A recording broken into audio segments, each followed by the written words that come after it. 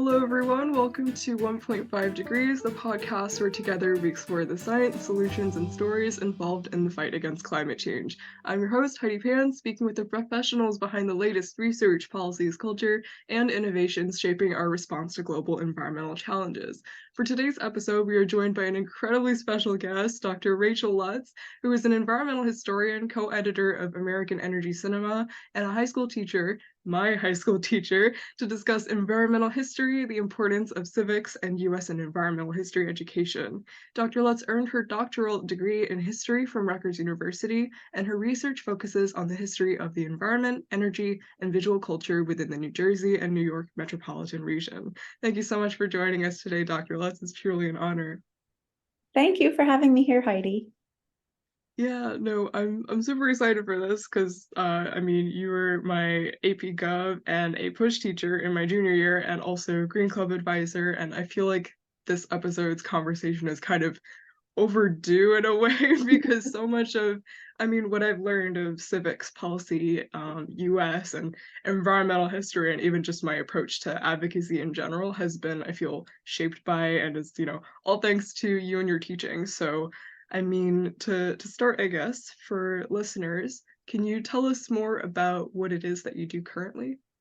Yeah, sure, Heidi. And thank you for saying that. You're a wonderful student, and I'm glad to be here and to talk with you and your listeners about how important civics education is and how better understanding history can give us a better understanding of our current problems and situations, including climate change. Like you mentioned in my bio, I'm a historian, trained in American history, and I specialize in environmental history, which is there's perspective that it's impossible to tell a full accounting or a truthful accounting of history without also taking into account nature and non-human agents. And by that can be climate and weather and animals and diseases and geography and lots of different kinds of things. And environmental history as a field over the past 40 years or so has really expanded and is kind of this like big tent where I think a lot of really interesting historical research happens. For me, as an environmental historian, I'm really interested in the stories I could tell about the place where I'm from. So I'm born and raised in New Jersey, and a lot of my work focuses on this area. I'm also really interested in energy and how we fuel society. Even just using the word fuel as like an active verb tells us how much energy sources have become part of human society over time. So I've had projects where I've investigated road building and energy in Hollywood films. I've also looked at different petroleum companies in some of the research I've done. And a project I'm working on now is looking broadly just at New Jersey and looking at different stories, different environmental history stories that have happened in New Jersey's history that make it a more interesting place than I think a lot of people from outside of the state might give it credit for. Mm-hmm. Oh, and I teach history. and civics, and you teach history, which is also important, really important part of what I do. No, for sure. All of that is like just first off really, really cool. The aspect of just like New Jersey environmental and energy history, that is something that even I, having lived 10 years in New Jersey, I'm still not very familiar with, and I think that's something that really all of us should be more conscious of. Jersey has a particularly, I think, interesting place, and I'm certainly biased because I am from here, and this is my place. I just feel at home here. And we think about places that have an energy history. If we're thinking about energy history, we're thinking about places that have extraction, right? We're thinking about places where oil and coal and natural gas might come from. If we're thinking about energy, by the way, as a petroleum source or as a fossil fuel, right? There are lots of different kinds of energy, as scientists will tell you. It's not just fossil fuels. But if we're thinking about fossil fuel history, we don't necessarily think about the places where oil or where raw fossil fuel materials go to become the products that we use in everyday society. So looking at refineries, I think, is really important. There's a lot of great work being done on refineries. There's a lot of great work being done on chemical companies in turning petroleum into plastics and into all the different kinds of things that we use that most people and most consumers don't really think about when they purchase things. Not all of that is negative. I think it's really important to take a cumulative perspective on the things that petroleum and plastic use have brought society, in particular, if you think about the medical field. I mean, we couldn't have hospitals without disposable plastics right now, and maybe we'll find better solutions in the future, but it's complicated, right? There's lots of different pieces to this. In terms of New Jersey, it's such a small state, but it's so dense, and there's so many people living here, so many different kinds of people,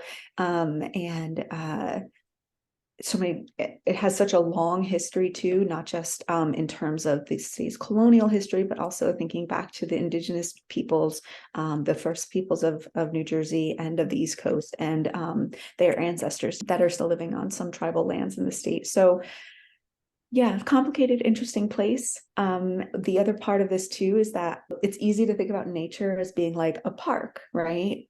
We're going to go, or the West, right, where there's these big expanses of nature. But one of the things that I find really interesting about environmental history is that it forces us to see lots of things as nature that we might not already think about, right? I mean, our bodies are nature, right? And food connects us to nature every day when we eat it, right? And most of the things, even most of the man-made materials we have, come from, in some way, shape, or form, natural roots. So it's a really interesting way to think about how in society we tend to think about like human culture and nature as being separate. But if you look closely, you try to find that line no way to separate. It's just where nature and culture separate. They don't, they don't. So that's what interests me. And I purposefully focused myself on New Jersey, and I really am interested in visual culture. So I like to study movies. And then all of that influences some of my perspective on teaching in the classroom, which is to say that I hope that students will see my interests in history and be encouraged to go after their own interests, right? And to see, oh, Dr. Lutz does all these other things. Maybe I could do these other things too, regardless of whether or not they align or connect with any of the things that I'm interested in. I want students to feel to see the work I do and say, oh, no, that's interesting. Maybe I could write a book someday. Or, oh, that's interesting. Maybe I could do a website or whatever it is. Or, oh, Dr. Lutz goes to conferences. I know somebody in my family goes to conferences too. That's interesting. I wonder what that would be like. Yeah, no, I mean, I will say you definitely do that for what it's worth. I mean, yeah, no, it's like, and also just, I love, like, you definitely bring your passion for environmental history into the classroom. And I mean, just speaking with you now, I can clearly tell that it's, really important. And I mean, I personally have come to love environmental history for sure. I definitely want to go into, I guess, like, the history of you becoming an environmental historian and teacher of civics and history in particular. Yeah, I don't know if it feels like it might be a long story, but probably not. I just always really like being in nature, and I've had some really great teachers. I had a wonderful teacher in undergrad, Professor Michael Smith at Ithaca College, and I'm friends with him to this day. We chat and exchange emails, and he's a wonderful person. He really influenced me in thinking about nature in different ways.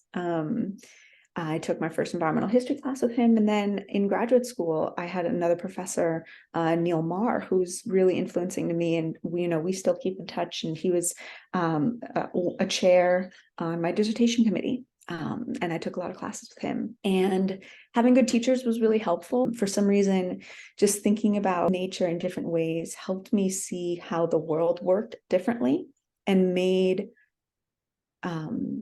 just made me see the world a little bit differently over time. So first love is certainly environmental history. I only started teaching civics when I got to Wardlaw, when I got my job at Wardlaw. And I don't know if I'd ever been intimidated by it, because I'm not a political scientist. And I don't know that I'm sure there are political scientists who do really great jobs teaching civics. But from my perspective, knowing how much history and the study of history has influenced myself as a political person, what I hope to do in my civics class is to have students find what motivates them and to find their own political voice, and to see not just how the political systems in the United States work, but to see their role in it. So regardless of where you fall in the political spectrum, regardless of how much you may agree or disagree with me as a person or with the politics that individuals might read, you're able to find your voice and you're able to articulate a sense of politics for yourself, or begin to articulate a sense of politics yourself. So what I hope to bring to students in teaching civics in the Gov class is, I guess, a sense of confidence and self-awareness that students are political, right? Young teenagers have a politics.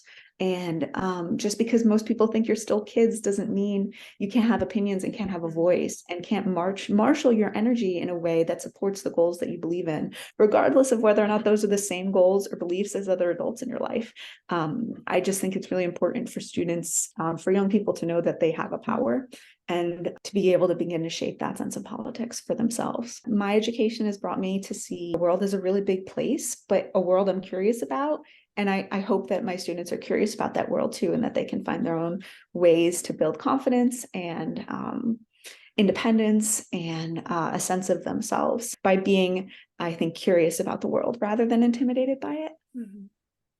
Yeah, no, I mean, definitely the world is, it can be intimidating. And so, I mean, I really appreciate the kind of way you've come to frame it, and also like empower students, regardless of, age, and I guess just like individual thinking is really encouraged in your environment, which I really appreciate. And I mean, I'm curious as to what your, I guess, like favorite and maybe least favorite aspect of teaching these subjects is, and I guess like yeah.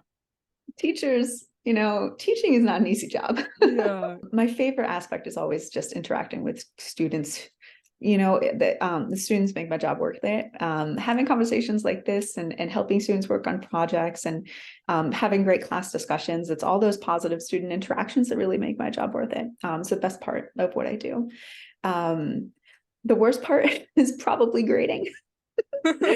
Putting grades on papers, especially grades that students might not have expected, right? That's the hardest part, because students earn the grades they get, right? I don't give grades, students earn grades, but it can be challenging when students have higher expectations than their work, and students often take it to heart when, from a teacher's perspective, a grade that you might not have expected, a not perfect grade, is a sign that you're learning, right? And it's a sign that you can improve, because learning is supposed to be difficult. You're supposed to not know things and then become better at knowing how to do things, right? So from teachers, assessments and grading is important because we're measuring where students are so we can figure out how to help them get to an end goal. But students put, I think, a little more weight on the grading process than and in terms of their self-worth than is probably helpful. And I'm certainly, I get it. I was a kid once. I got bad grades sometimes and it really, really stunk. So I get it. But yeah, it's difficult to mediate those expectations sometimes. I mean, obviously I'm currently in school and stuff, and grades are definitely, they can be tough, but I definitely, what you said about it being kind of like a measure of, where should you go from here in terms of learning, like that definitely resonates. I think, I mean, especially in your class, I've come to realize, that like obviously it's, it's a work in progress separating myself from, grades and that type of stuff. But it's like just knowing that that's not my worth, and also that is just an indication of I need to learn more. This is an area I can learn more in. It's just, that's been, that's something I think is really important and not something that should be discouraged. Yeah, absolutely. I think the other important thing for students to remember about grades is that it's not always linear. Sometimes it's up and down, and there are a lot of things that can affect what happens on a particular assignment. So grades are a reflection of that effort on that assignment, not of the students as individuals. And that's tricky. That's tricky to kind of learn and figure out on your own, Yeah, especially in like very competitive academic environments. That's a whole other conversation. Yeah. Yeah, I mean, I definitely also, I guess like shifting gears, want to take a moment to highlight your new book, Oh, thanks. American Energy Actually, Cinema. I have a copy Yeah. for you. Oh my gosh. Oh yay, we love that. Oh my gosh. It's a Thanks. really cool book. I mean, it's a collection of essays covering energy history, and it's like it's a really, I think, unique and powerful way that this book does it. It's like emphasizing how much energy has influenced our pop culture, and it's like Mhm. using cinema as a historical document. I mean, like, a big part of your class is analyzing this stuff all the time, but like even still prior to reading this collection of essays, like I definitely wouldn't have immediately thought of like Transformers as being an artifact to reference and Mhm. examine with a historical lens. So I guess, can you tell us more about your book, and also Yeah. I'm curious as to how this topic and approach came to be, and how your co-creators or editors came together to create this work. Thanks, Heidi. Yeah, the book is a really interesting project. I had been on a panel with the two other editors, Rob Lifset and Sarah Stanford McIntyre, and we had gone out to dinner after our panel at a conference in Riverside, California. I think it was, I want to say it was 2019, 2018, something like that. And Robert had mentioned that he taught a class about movies and energy. And I was like, oh my God, that's so interesting. And he's like, yeah, it's really fun. We watch movies and we talk about energy in movies. And I'm like, that's a book. Like, let's make that a book. So we talked about it, and we decided to reach out to people that we thought might be interested. And we told other colleagues and historians around the country, we're like, hey, pick a movie that you think is interesting that has to do with energy production in some way, and write us a 5,000 word essay for it. And the project took about 5 years start to finish. And we have some just really fun essays, and really fun, and not really fun because it's some of it's really Yeah. depressing. Yeah. But we have a lot of great authors in here who wrote about, energy in films, and how in many ways we're not, none of us are film scholars too. So film scholarship is like a whole other thing, and we're not really Oh yeah. doing that. As historians, we're trying to say films are products of history, right? They're evidence of not just the desires of people that made them, but also what society was willing to consume, right? And how society saw itself reflected. So movies, for us, were a really interesting visual and also textual source. I analyzed this just absolutely wacky film from 1980 called The Formula.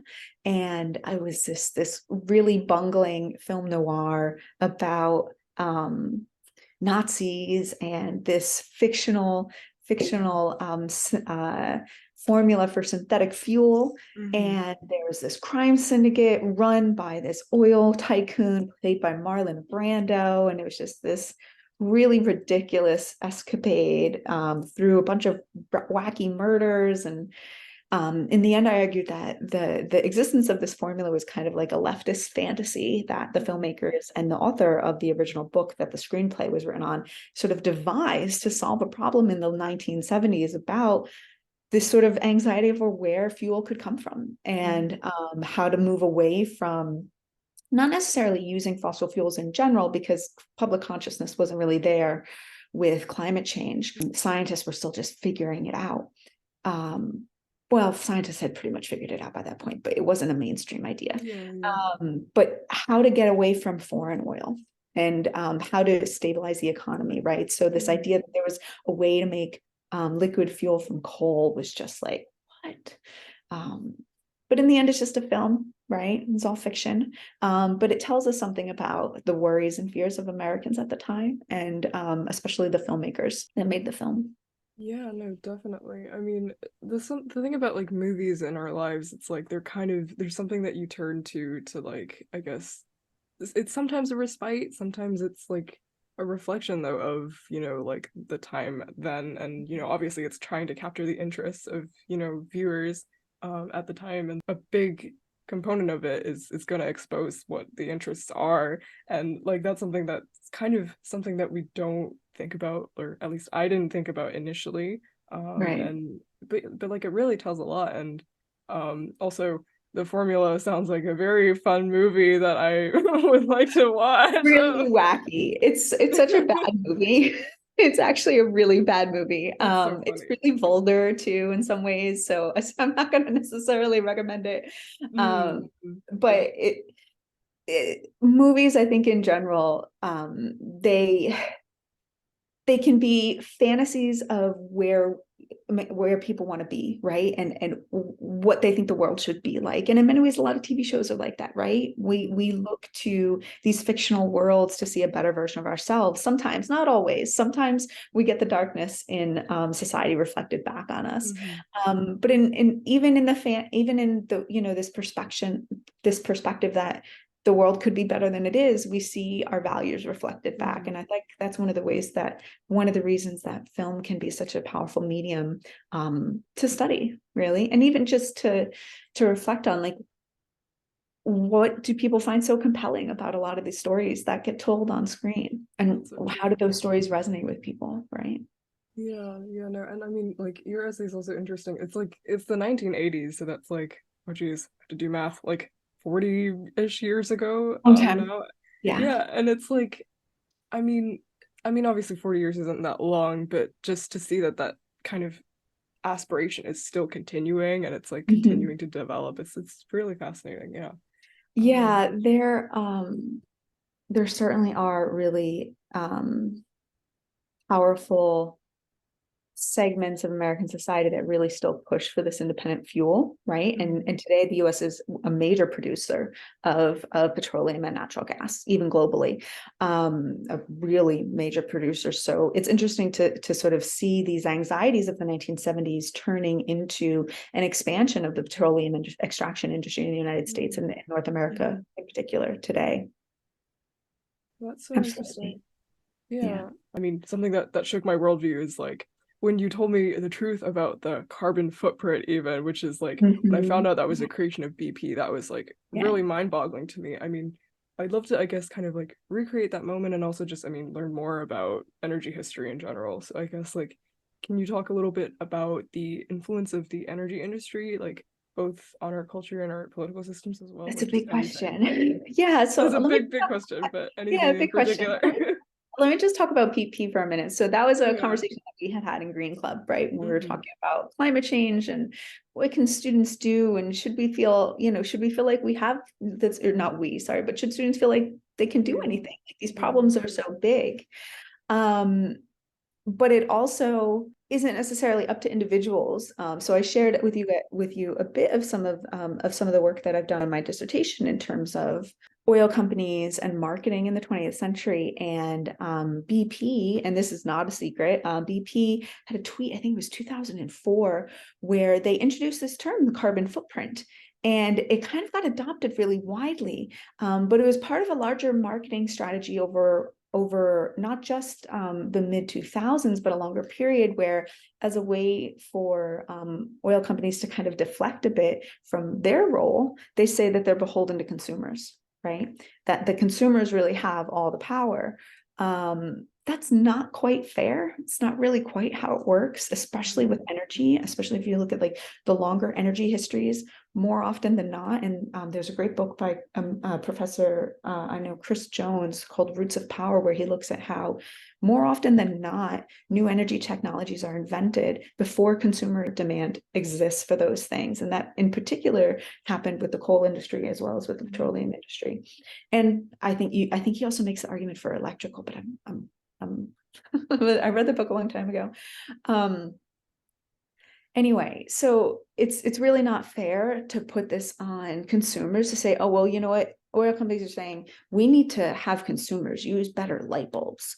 If we could just have consumers, use less plastics, or turn their thermostats down in the winter, that will stop climate change. It's like, well, no, because people are still using oil. That's not really going to work. And it makes a massive problem an individual person's problem, which isn't, from my perspective, and this is just from my perspective, it's not quite fair to place this massive problem that's been building for 150 years or so on the scale of the individual. So for BP to introduce that tweet, for people to take that tweet and have it become common parlance, and have people sitting and reflecting on their own individual carbon footprint is kind of disingenuous.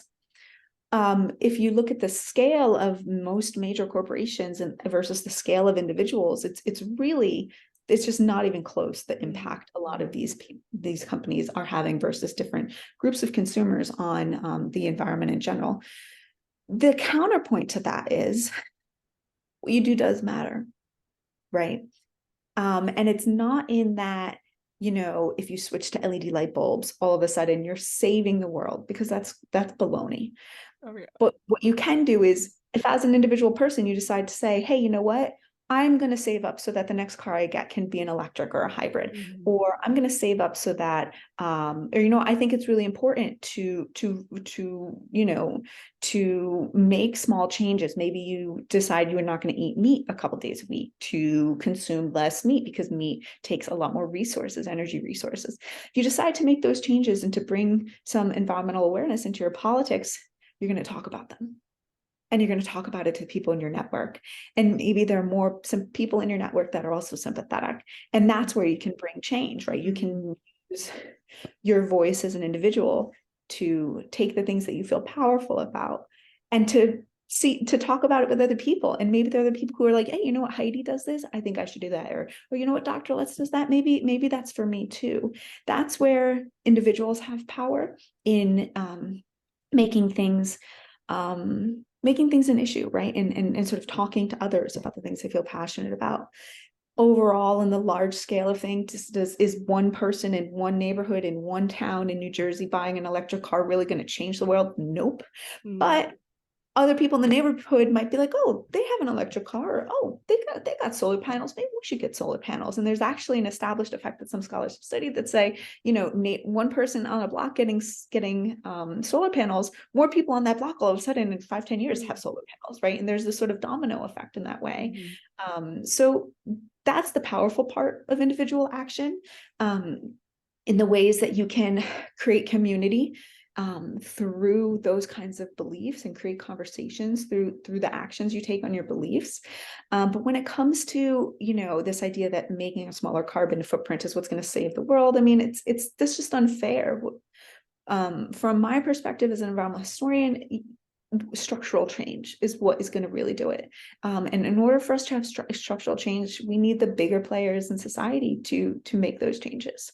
And that means pressure from below and grassroots organizations, or greater environmental literacy. But ultimately, some of those aspects of carbon footprint they're just misleading. I feel like I could just refer people to your work. I mean, there's so much to energy. Like, I guess, I don't know if propaganda is too much of an inciting word, but it's like, just, I guess, marketing tactics that are just really it's just misleading in some ways. And I mean, the myth of, yeah. No, I'm just going to say that I think there are plenty of people out there who would call advertisements from oil companies propaganda. I'm not necessarily going to make that argument here, because I want people and students in particular who might see this video to make that decision for themselves, right? To go look at some advertisements from oil companies and think about them, read them, and see what they say, right? It's not up to me to determine.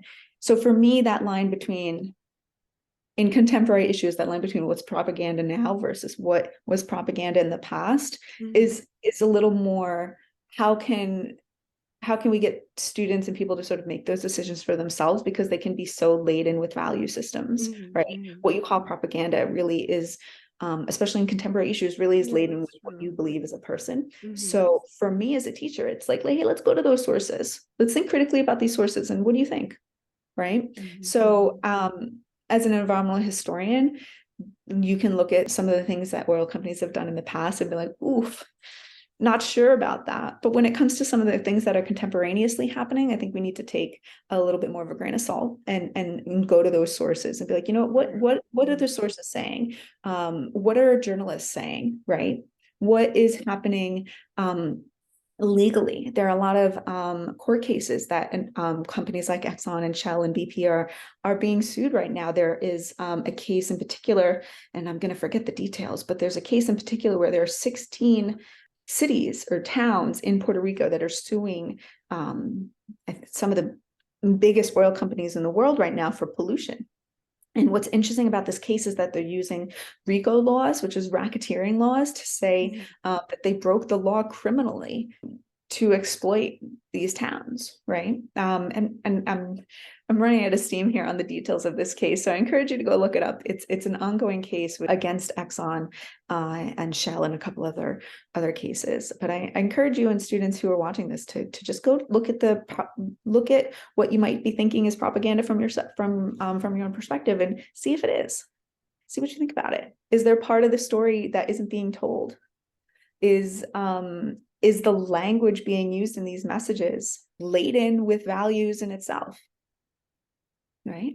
That's really good point. But I mean, we should always inquire into everything and not take everything at face value. So I mean, yeah, absolutely. That's such it's an important really reminder. difficult with the internet too, Oh, and how much access students have to data and images and advertisements, and phones are really good at manipulating our brains, right? So it's just one of the best things I think teachers can do is help develop not just critical thinking skills, but also digital literacy in students. So students can make their own interpretations about the things they see online, and to kind of figure out not just real from fake, but right from wrong, or objective from non-objective, which I think is really crucial for students, especially those who want to develop their own sort of political ideologies, right? Can you sort through the nonsense and find things that are objective, or find things that might not agree, right? Find sources that don't agree, but see if you can find the truth between them. Things like that. Yeah, no, definitely. I mean, I think that's the power of education, right? It's like, just to make sure that what we do is informed, and I guess like better get to the truth, I guess. I don't know if that was made sense. No, I get what you're saying. Ultimately, in a democracy, we don't need everyone to agree, right? But we should have some facts. We should all be able to agree what, the sun rises over here and sets over there, and facts exist. The interpretations we make from those facts are where debates can come from, and debates are healthy in any democratic society. For sure. What is something that you think people who are interested in going into environmental history or teaching should be aware of, like, before they do so, or like, be aware of while they're doing so? That's a really good question. History is really about open-ended questions and the stories that we tell, right? So history is a compilation of finding interesting stories or finding new perspective on stories, but also asking big and small questions that don't have easy answers. I think a lot of times there's a tendency to reduce the study of history to this happened, this happened, this happened, this happened, this happened.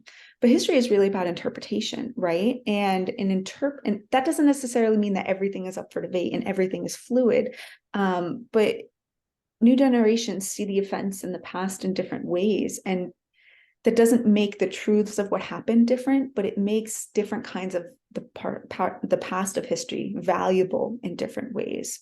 So in terms of, wanting to study history, it's about, asking questions about things that are happening now. How did we get here? Because how we got here is irrevocably tied to things that happened in the past, right? So thinking through some of those big questions and being like, there might not be an easy answer to this, but why are we in XYZ situation? Is there an answer for this that goes back? There are threads in different parts of history that we can untangle, right? And as much as environmental history is about the past, it's also really about people. And we have to keep an open mind about how different groups of people are shaping different versions of these historical narratives, right? And we want to, I'm sorry to use the collective, but it's important to try to take a more objective look back at those different groups and see agency and oppression in different ways. That's really important. Thank you for that. I mean, also, I guess, like, leading into, I guess, the advice section, what is some, I guess, advice you would give to aspiring environmentalists, teachers, historians, people that want to go into academia and such? So, oh gosh, there's a couple of different ways to sort of approach that question. In terms of like environmentalists, I would caution people who want to be environmentalists to learn how to connect with the people they want to talk to who don't believe what they want to believe. I think it's just so important not to build walls between different groups of American society. We've done a really good job of building walls in the United States and between Democrats and Republicans and environmentalists and non-environmentalists and different religious groups and social groups. And I think especially when you're taking on an issue that's seen as so partisan, right? Environmentalism is seen as very partisan now.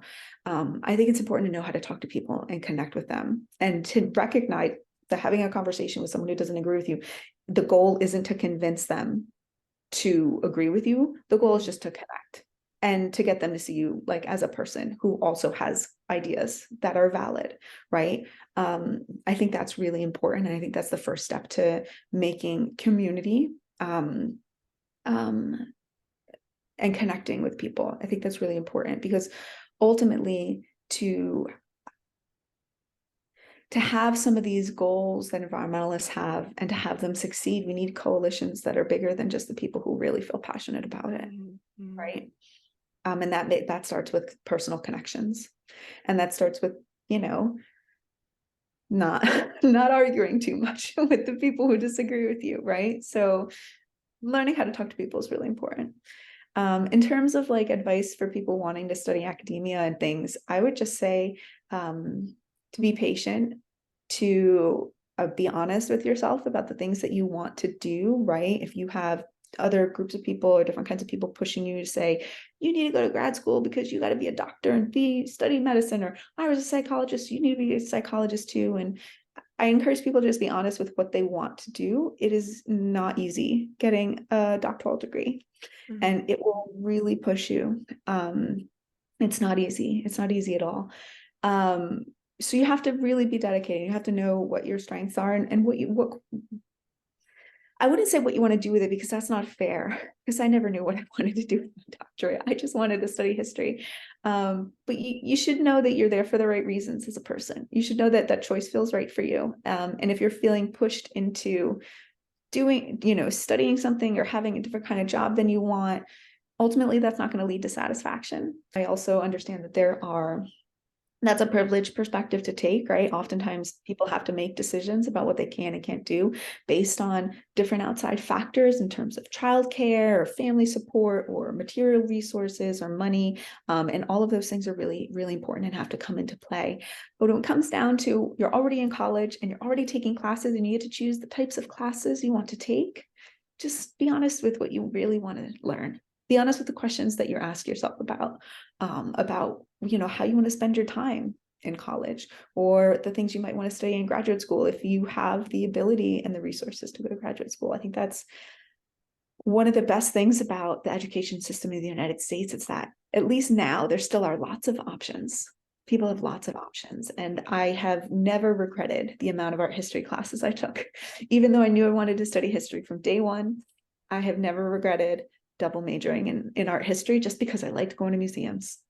And I love that I was able to give that to myself and as an undergraduate. And I encourage other students to think the same, right? So yeah, you want to be a scientist, go study molecular biology. But if you also really want to take a photography class, don't let anyone stop you from also taking a photography class. That kind of thing can be really powerful. That's so true. I think, yeah, I mean, so much of from my perspective as a high schooler, looking into the future, it's like, it seems like your career path needs to be so linear and everything needs to, only be about your career. But then, that leads to you forgetting other parts of your life. And, all those things also contribute to your, I guess, like career. If that's the focus, then it shouldn't be.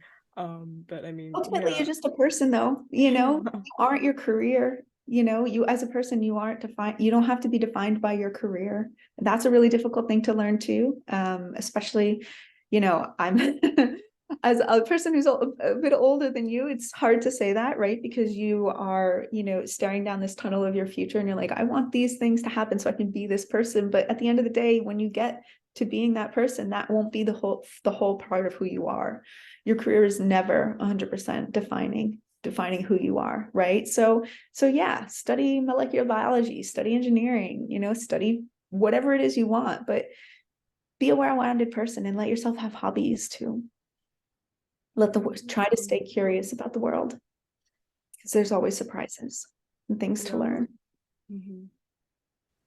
Yeah, no, that really resonated for sure. I mean, also, I guess this is a question I like to ask every episode.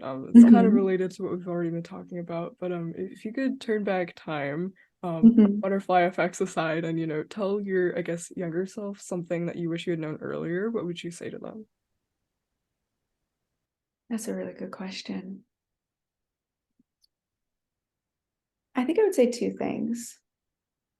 I would tell myself to be patient a bit more, which isn't to say that I felt like I was in a rush, but I think with a lot of things, but I think in many ways I was. And I mean that socially as well as academically and career-wise. I think it's important to not think about having time pass. Do you know what I mean? Like not thinking about, oh, well, I got to get through this. I got to get through that. Oh, I'm looking forward to that. Right. Time passes really quickly, especially when your brain gets to a certain point where it stops building new neural pathways for different kinds of events. And your thoughts just speed up. But and to have patience and to not be in a rush to be an adult. Because once you're there, it's a lot of responsibilities. I think the other thing would be to have more gratitude for the things in my life that were going really well. Our brains are kind of, and I mean this generally humanity-wise, human brains are kind of hardwired to wrestle with problems, right? And to see problems in places, and to sometimes that can lead to overworrying and overthinking. But our brains are just, hey, is that a problem? Do I need to analyze it? Do I need to do my job? Right. So I think stepping back from that and trying to have more gratitude for the things that went right, for the good memories is really important too. So be patient, have more gratitude. That's good advice. Thank you for that. Yeah. Yeah, you're welcome. To wrap up, give us like a brief of sorts as to what you're working on now and in the future, and for those who are interested in your work, where can listeners find you? Yeah, so my Energy Cinema book is on Amazon and on the press website, so it's out there for people to read. I'm also working on another book right now called New Jersey's Natures, which is an edited collection of environmental history about New Jersey. We have 16 authors working on that. I'm the editor for that project, so it's a lot more work for me than the other book. Hopefully that'll be out in maybe 2 years or so. I'm not quite sure. We're still getting the draft ready to go out to peer review, but it should be a pretty interesting book. And I'm trying to dispel the sort of major narratives. People like, oh, why study nature in New Jersey? Isn't it just all highways and petroleum refineries? And it's like, oh, well, we have those too. We have some other things, and there's some really complicated things. And one of the things that I find fascinating about New Jersey's environmental history is that there's actually a lot of environmentalist stuff happening in New Jersey. In many ways, New Jersey is a leader in the nation on environmental policy and law. So a couple of the chapters focus on that, which is really fascinating. I am in a long-term project to revise my dissertation, but that is a longer project than is easy to discuss here. So working on that too. Thank you. But yeah, no, thank you so much for being here. I learned a lot from this conversation. Thanks for inviting me, Heidi, and I hope you have a great rest of your summer and you get to do some fun stuff too. Thank you.